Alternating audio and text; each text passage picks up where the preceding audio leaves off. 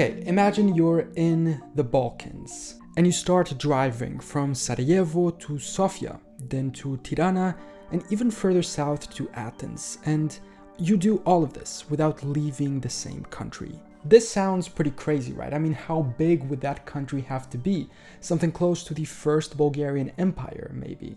But this wouldn't be a single country. In fact, it would be a union of all Balkan countries into a Balkan Federation. Well, to be fair, there were different levels to it. One proposal was just annexing Albania into Yugoslavia, another expanded it to Bulgaria. It was the main one connecting the Adriatic and Black Seas, and the most ambitious wanted to include Romania and Greece too, fulfilling the whole Balkan unity thing. The idea came up just after World War II in 1947, when most of these countries were under communist rule and belonged together to the Comintern, sort of a communist UN of the time. Today it seems pretty crazy. I mean, if there's one region where you don't want to try to force a union, it would be the Balkans. It's not without cause that it's often referred to as Europe's powder keg, or at least it was in 20th century Europe.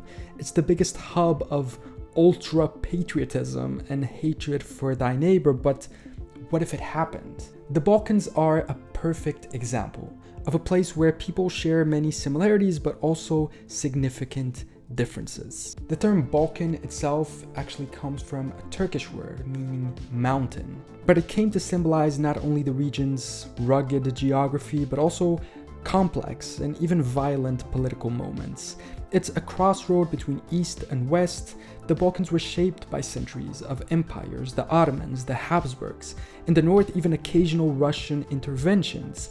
These empires left behind different religions, languages, and ethnic identities. In the 19th century, as nationalism awoke throughout Europe, the Balkans were one of its most important testing grounds, and also one of the most volatile ones. The collapse of the Ottoman Empire opened the door for new independent nation-states, Serbia, Bulgaria, Greece, Romania, and others, each with overlapping territorial claims, disputed borders, and deep historical grievances. These tensions led to the Balkan Wars of 1912 and 1913, and again to devastating violence during both world wars. Yet amid the divisions, there were also glimmers of unity. Shared experiences of imperial domination, linguistic affinities, and a common struggle against occupation during World War II gave rise to some calls for regional cooperation. And these ideas for a Balkan Federation started being floated around in about the 19th century by mostly socialists and anarchists such as a Bulgarian revolutionary, Blagoev, or the Yugoslav Dimitrov. They envisioned a federalist structure that transcended that nationalism. These ideas remained largely theoretical, overshadowed by war, great power interference, rise of national governments, but they persisted as a kind of political ideal among leftist intellectuals. By the 1940s, they had new life breathed into them by communist movements that emerged victorious from the ashes of World War II, particularly in Bulgaria and Yugoslavia. But let's go a little back to the time when the idea started being floated around. It was the 19th century, and the debate started taking place. A little later, in 1920s, the Balkan Communist Federation was established as a branch of the Comintern and began being one of the most vocal proponents of this vision. It was interestingly headquartered in Vienna, away from the Balkans, but in the capital of the empire that ruled much of the Balkans at the time. The federation aimed to support national liberation movements, oppose nationalism, and ultimately unite the Balkans under a socialist umbrella. However, it faced numerous obstacles. First, it had to operate in hostile environments. Second, Stalin's Comintern imposed shifting strategies. Often they prioritized Soviet diplomatic interests over local revolutionary activity. Third, the most critical of all, the communists themselves were divided. Yugoslavs wanted to lead any future federation, Bulgarians insisted on equal status, Greeks and Romanians were often preoccupied with their own domestic struggles, And so it was a pretty difficult challenge, but despite that, the idea lived on in underground circles and gained that new legitimacy in 1945 when Soviet-backed regimes were starting to take power in the region. And the main one of those regimes was Yugoslavia, at the head of the idea, wanting to expand its own influence in the region as a leader of a potential union. And at the heart of everything stood Josip Broz Tito, the towering figure of post-war Yugoslavia. He was a former Austro-Hungarian soldier, a seasoned communist operative, and the leader of the most successful resistance movement in occupied Europe. Tito emerged from World War II with unparalleled legitimacy, both domestically and internationally.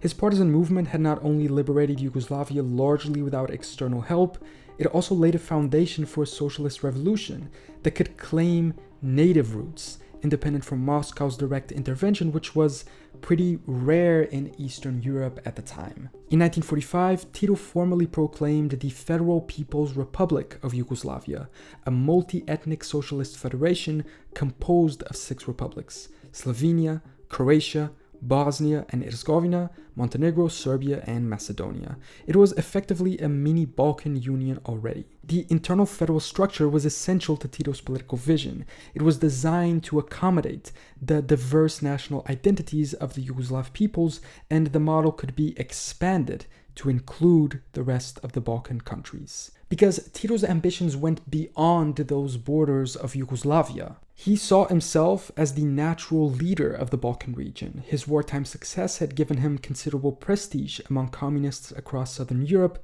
many of whom looked to him as an example.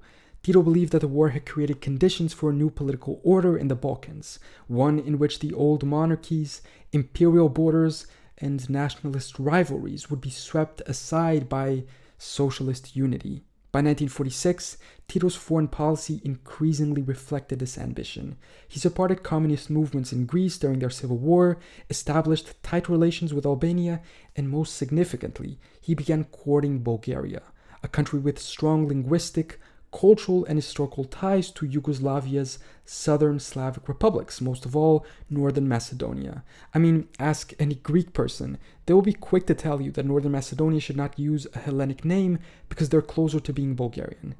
But anyway, to Tito, a Balkan Federation was more than an ideological ideal. It was a strategy to consolidate Yugoslavia's regional influence, strengthen socialism in the southeast, and create a buffer zone against both Western capitalism and Soviet domination. Now, when you think about it, this would essentially be creating a brand new country out of almost nothing.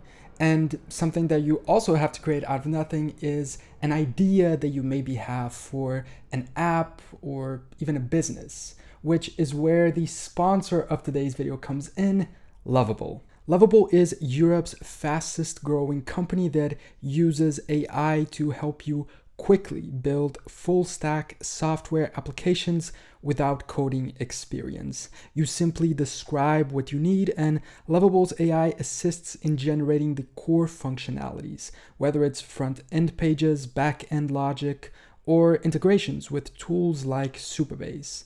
I mean, come on, we all have that one idea that we think would make a pretty good app or business, but we just don't have the know-how to get it going. You're either stuck waiting for developers that don't get what you want, or you can't afford to hire them at all. Well, Lovable presents a solution for that. You can just describe your idea in English, and Lovable turns it into a working product. No coding, no dev team, just your vision coming to life. I had this idea of doing a general knowledge quiz app type of thing, so I just typed it in and Lovable created it for me. Then I wanted to add some firework animations when you get a question right, and it just did it on request. It's really impressive. When you publish, you can showcase your app on their platform and look at what other people built too. It's really fun to use, it's simple, and above all, it's good at what it does. So if you have that one idea that you actually want to move forward with, you should try lovable.dev today through the link in the description and use the promo code GKNOW20YT to get 20% discount on your first purchase of the Pro plan. However, while many thought that it was a good idea on paper, the situation on the ground was a little more complex. While Bulgaria and Romania were firmly in the Soviet orbit, Yugoslavia stood apart. Stalin initially tolerated Tito's independence, hoping that ideological common ground and shared goals would be enough to bind Yugoslavia to Moscow. Indeed, the immediate post-war years, Yugoslavia was seen as one of the most loyal members of the emerging Eastern Bloc. Yet tensions soon emerged. Tito pursued an assertive foreign policy in the Balkans, sometimes without consulting Moscow. For Stalin, these moves were both bold and unsettling. On one hand, they aligned with the broader Soviet strategy of consolidating socialism in Eastern Europe. On the other, Tito's behavior suggested a dangerous precedent, a communist leader acting independently of Soviet control, forging his own alliances, potentially building a rival bloc. The seeds of the later Tito-Stalin split were already being sown. Bulgaria occupied a middle ground. Unlike Yugoslavia, it had been occupied by the Red Army, and its monarchy was overthrown with Soviet support and approval, but its new leadership under Georgi Dimitrov had deep ideological ties to the Comintern, even a personal relationship with Stalin. At the same time, Dimitrov had a long history of pan-Slavic and Balkan federalist thinking, and he was eager to explore closer ties with Tito. And so the idea of a Yugoslav-Bulgarian federation emerged in a geopolitical context marked by competing interests. Tito's ambition, Dimitrov's idealism, Stalin's suspicion, and Western alarm. The Bled Agreement of 1947 would be born from this unstable mix. So what was that agreement? By mid-1947, the idea was no longer confined to vague ideological declarations or revolutionary pamphlets. It had become a serious diplomatic endeavor. The initial moves towards unification were cautious but deliberate. In early 1947, the governments of both countries began secret discussions about closer cooperation. These talks were held away from the prying eyes of Western diplomats and, crucially, with only limited involvement from the Soviet Union. Throughout the spring and summer of that year, exchanges between Yugoslav and Bulgarian delegations intensified. Military attachés, economic planners, party officials traveled back and forth between Belgrade and Sofia. The tone of these visits was of fraternal solidarity, and the speeches accompanying them were rich in rhetorical flourishes about Slavic unity, internationalism, and the need to erase artificial borders. Publicly, the governments downplayed any talk of unification. They wanted to be safe. But behind the scenes, the talks were growing increasingly ambitious. There were drafts of potential federation treaties, economic plans, proposals were made to align educational systems, and even standardized terminology across languages. They were, for all intents and purposes, preparing a formal union. And the stage was set for their formal agreement. In August, Yugoslav and Bulgarian leaders met in Bled, a small town in the Slovenian Alps. The location was symbolically important, far from the capitals of both nations, but still inside Yugoslavia, if you want to draw some symbolism from that. The meeting was highly publicized in the Yugoslav and Bulgarian media.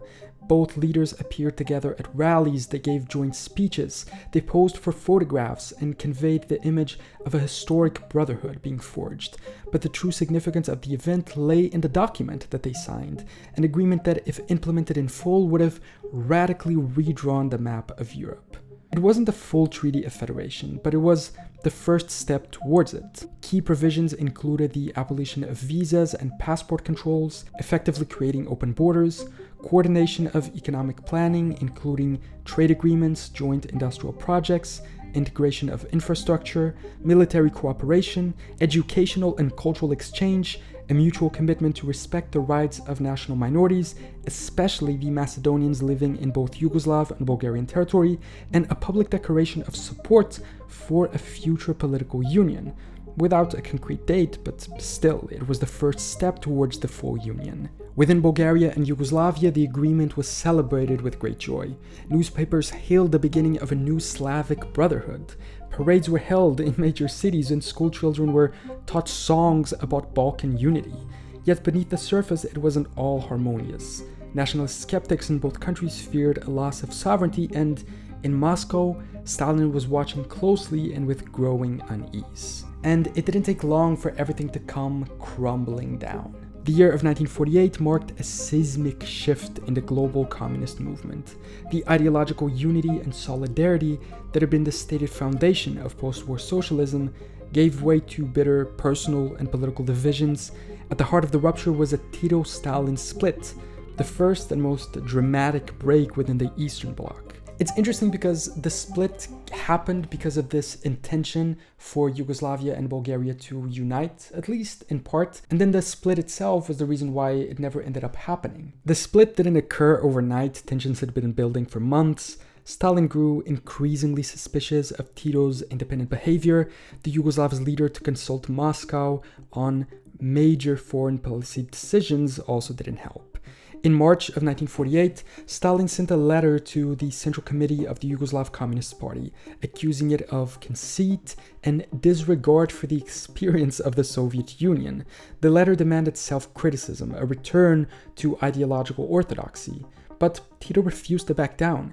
He replied with a defiant rejection of Stalin's charges, defending Yugoslavia's right to chart its own course. And by June of 1948, the break was formalized. Yugoslavia was expelled from the network of international communist parties under Soviet guidance.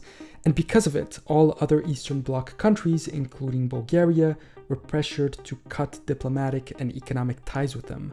The Yugoslav Communist Party was declared heretical, and its leaders were branded enemies of true socialism. And this had immediate and very negative effects for the Bled Agreement. The integration process between the two countries was already delicate, and it couldn't survive the pressures of the split.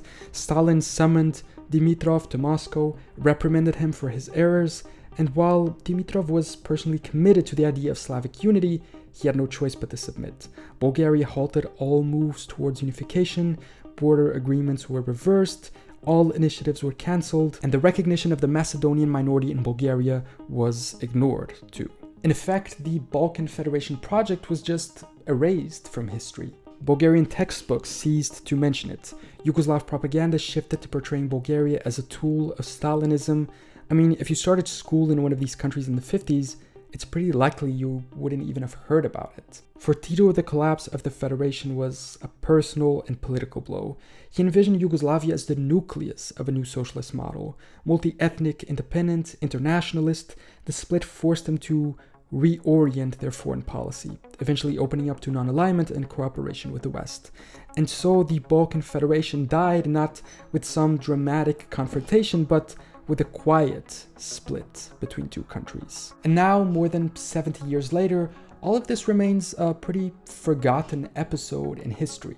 The moment isn't censored from school textbooks anymore, but you would have to go look for it to find out it existed, or just watch this video, I guess. But it's pretty crazy to think that it almost happened, and it makes us think, what if it did? What if it succeeded? What if it had the same end that the Yugoslavia that we know ended up having, with countries splitting up and a bunch of regional conflicts resulting from it? Maybe it's a good thing that this Balkan Federation didn't take place, because we would just have a bunch more wars in the region as a consequence. But what do you think? Let me know in the comments. Thank you so much for watching this video. Thank you to my patrons for their direct support, and I will see you next time for more general knowledge.